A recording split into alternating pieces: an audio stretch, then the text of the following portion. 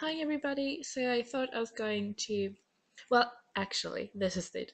I was cleaning my desk and I found this stamp that I got this summer, and it's from the Prima Bloom Girls, and I love it this summer. It's so summery, but I thought I have to be able to make it uh, Christmassy. So here is what I'm going to do. I have a watercolor paper here, and I'm going to emboss her in just white fine embossing powder, and then going to color her with my distress ink and markers. So uh, and another thing is that the paper is also something I found on my desk that I was really going to throw away, and I didn't want to throw it away, so I stamped on it. So this is the B side, and the watercolor paper I use, the B side is harder to paint on. The color doesn't blend as well, so I did have a struggle with that, but I think the end result came out very nicely. So just going to melt the embossing powder and going to start coloring. So I'm going to put on some music and I'll talk to you later.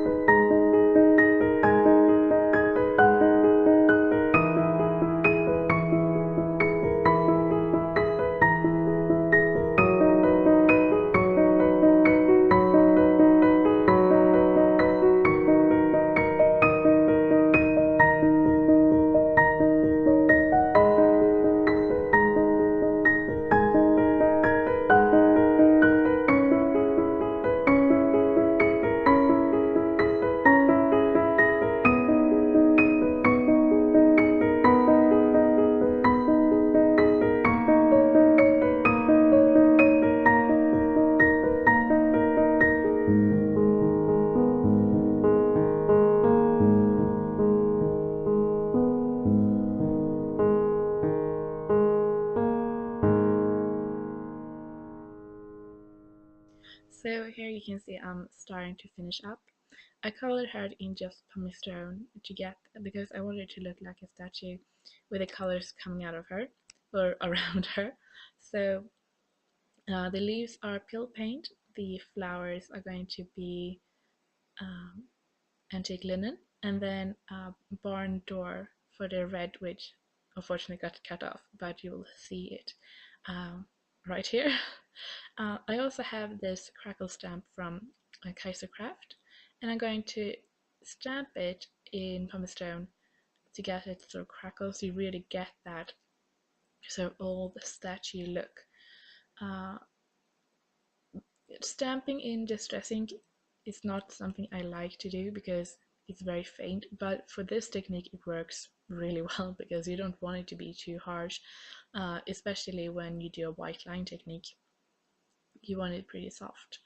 Um, and on the big flowers in the center I put the barn door, but I sort of let it bleed up a bit so you get a bit more color.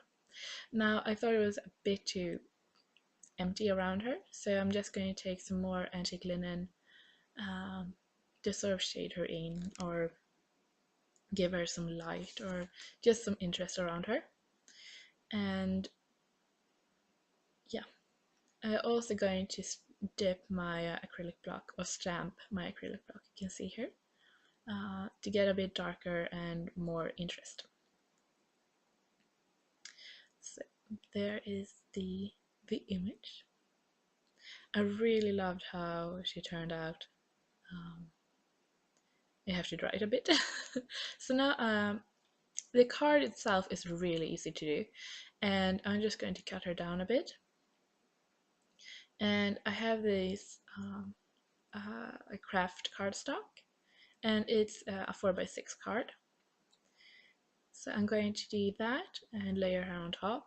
I'm just going to cut her a bit more because I want to mat her on vellum just to get a bit of a matting on her, but I didn't want to use cardstock because I didn't want to bring in more color.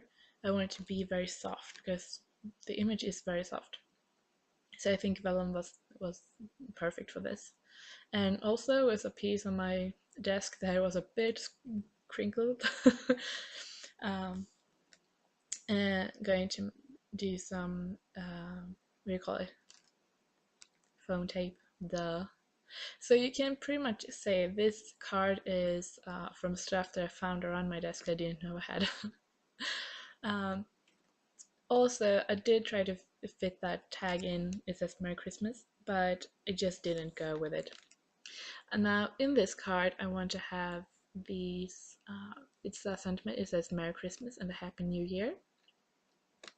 And just some snowflakes, just to get some interest in the card. I don't usually stamp in the card, so I thought I was going to do that. And it's so easy. So there's it. And also as a finishing touch, because it have something more, so I'm going to go have gold liquid pearls on the top and the bottom edge. So you can see the only thing that really takes time with this card is the coloring. Now I'm a bit of a coloring nerd with the distressing, so it took a bit longer time. But I really loved how it turned out, and I hope you liked it too and that you liked the video.